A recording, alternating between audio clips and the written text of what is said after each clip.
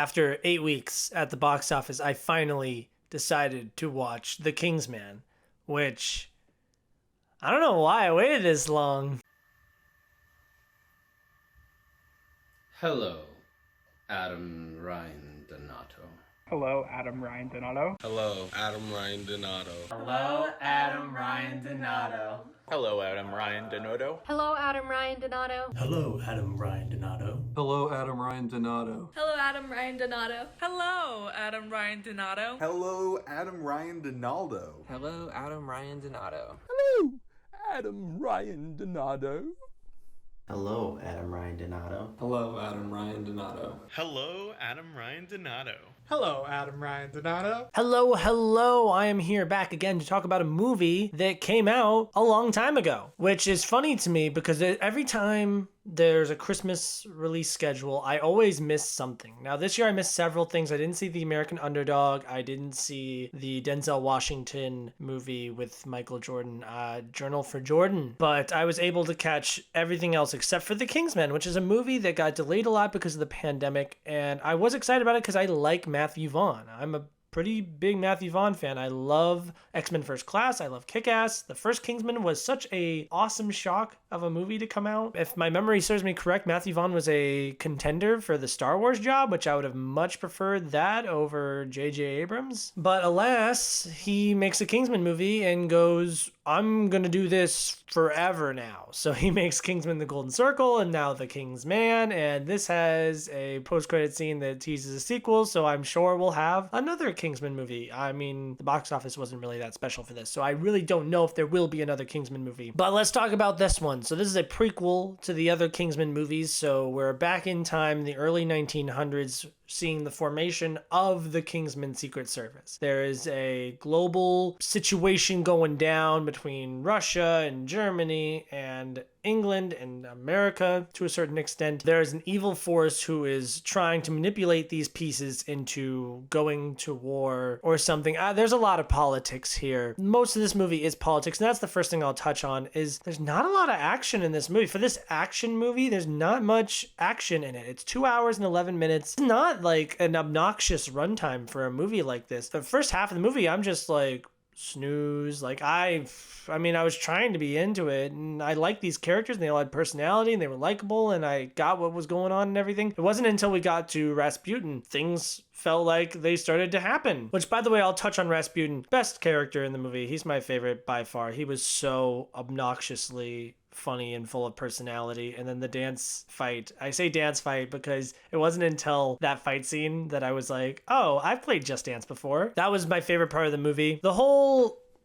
basis of this movie is based around Ray Fiennes, who is not called Ralph Fiennes. I might even be pronouncing it wrong with Ray Fiennes. I don't know, but Ray Fiennes is a former soldier, and he's out of the game now because his wife got murderized by bad guys, and his son watched it happen. And when she was dying in his arms, she was like, protect our son, make sure he is not around any of this. And he takes that to heart and makes sure that his son is away from harm. That doesn't really work though when Icarus really is just stretching to go to the sun, and he really wants to be involved with everything that's going on. And when Ray Fiennes gets involved, even though he doesn't want to be, Son is there, and Son wants to be a part of it. The son is played by Harris Dickinson. Fun fact, he is not the guy from 1917, George McKay. You get his whole, he wants to do something, and I feel like this conflict, like they talk about it, but he's still like, oh, I don't care, because Ray Fiennes is like, we can't have you go out into the world and do things, and he's like, but I want to, and it's my duty, and it's my responsibility, and what if the whole world dies, and it's because I was doing nothing. I really buy that dynamic. I really feel that there's a nice father-son bond here. I care about these guys. Spoilers, if you've also waited 8 weekends to go watch this movie. Harris Dickinson fools his father, goes and joins the war against his wishes, actually switches places with another soldier so that he can stay in the war. Actually, this comes to one of my favorite aspects about the movie. Spoilers, obviously. Harris Dickinson dies in a very unnecessary way. He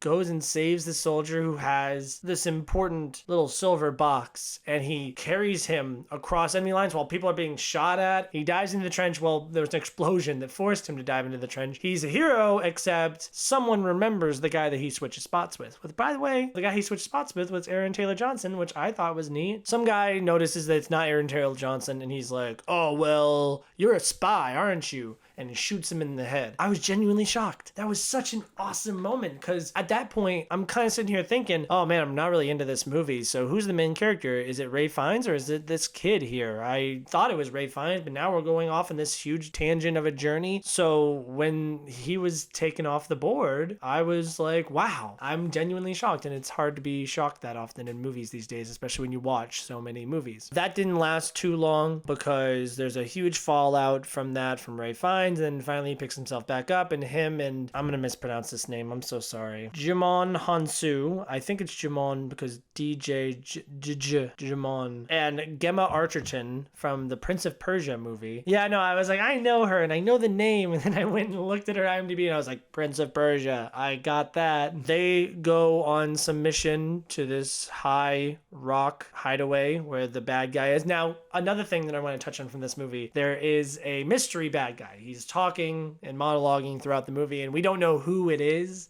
because the face is covered and is in the shadows, or he's wearing a mask or whatever. The whole entire time, I knew exactly who it was. And I'm not really good at like calling who it is usually. But when Matthew Good shows up earlier in the movie, he's like a second in command of Charles Dance. He gives some kind of suggestion and Ralph Fiennes is like, shut up. From then on, I'm like, oh, so it's Matthew Good. At the same time, I'm like, this can't be true. The biggest problem with this guy's other big movie that he did was Watchmen. The whole complaint with his performance is that he's overly sinister, and it's obvious that his character, spoilers for Watchmen, by the way, that it's obvious that his character is the bad guy, which I'm sure that's not really too big of a twist for a lot of fans because obviously they're familiar with the source material. But people who are watching it for the first time are like, oh, that sinister looking dude. Yeah, he's the bad guy. And then they did it again here. And I'm just like, okay, well, that was a bad idea. I like Hansu a lot, and Arterton was also very good in this movie. Ralph Fiennes, I think, did a very great job. He is a professional. Like I said before, the only standout performance for me really was Rasputin. He was just going so hard in this direction. I was so happy. It was my favorite person in the entire movie. He made me laugh several times. Overall, I really wasn't excited about this movie going into it anyways, because one of my favorite things about the Kingsman movies is how they're crazy, wacky, weird, and especially with a lot of the advancements in technology and stuff. If we're going back 100 years, then obviously the technology is not going to be as advanced, and we're going back to olden times, so the action's not going to be as cool, which lo and behold, it's not as cool, and there's not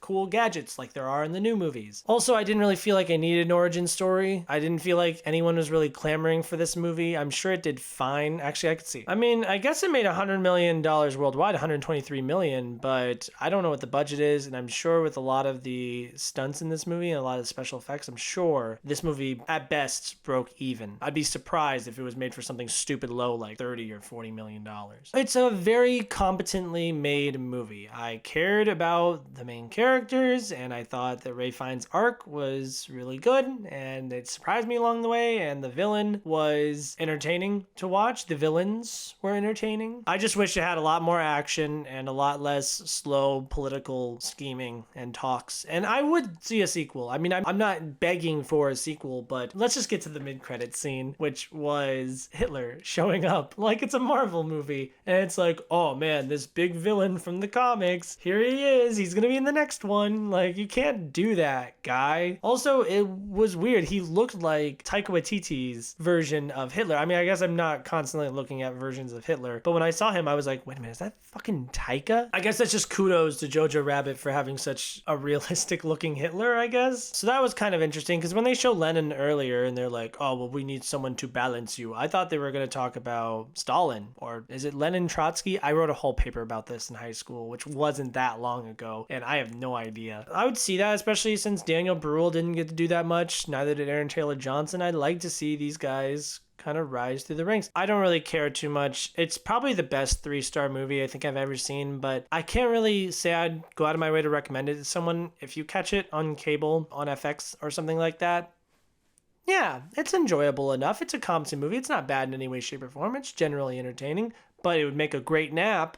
I tell you that much. A great, great nap. 3 out of 5. I would love to see Matthew Vaughn do anything else. Go ahead and give the next installment in the franchise to someone else. Please stop doing this. I've seen your version of Kingsman 3 times now. The first Kingsman is great. It's a really revolutionary action movie. The second one has a lot of awesome moments, but it's pretty much lame just because they bring back Colin Firth, and that's lame because when you kill a character and then bring him back like that, it's like, oh, so death doesn't really matter. Oh, I'm so sad. Mark Strong, I'm so sad. Well, I hope they don't just rehabilitate you just like they did with Colin Firth and everyone's back again. Like, there's no stakes, there's no weight, because I'm like, well, no one can die, which is why I really appreciate this movie for having the balls to do what they did with Harris Dickinson. So go see it, or don't, really. I guess it's probably don't have any time anymore to go see it. It's an enjoyable movie, but overall really got lost in the shuffle in the Christmas release schedule, and I think that's justified. So did you love this movie? Am I wrong? Would you see a Kingsman sequel? Is this better than Golden Circle? I would actually probably say I think Golden Circle is even better because it's more entertaining. There's more things to remember about it, and I saw that movie 5 years ago at this point, and I just saw this movie and I'm like,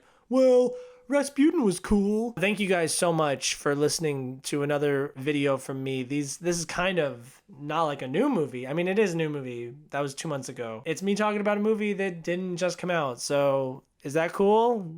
Let me know.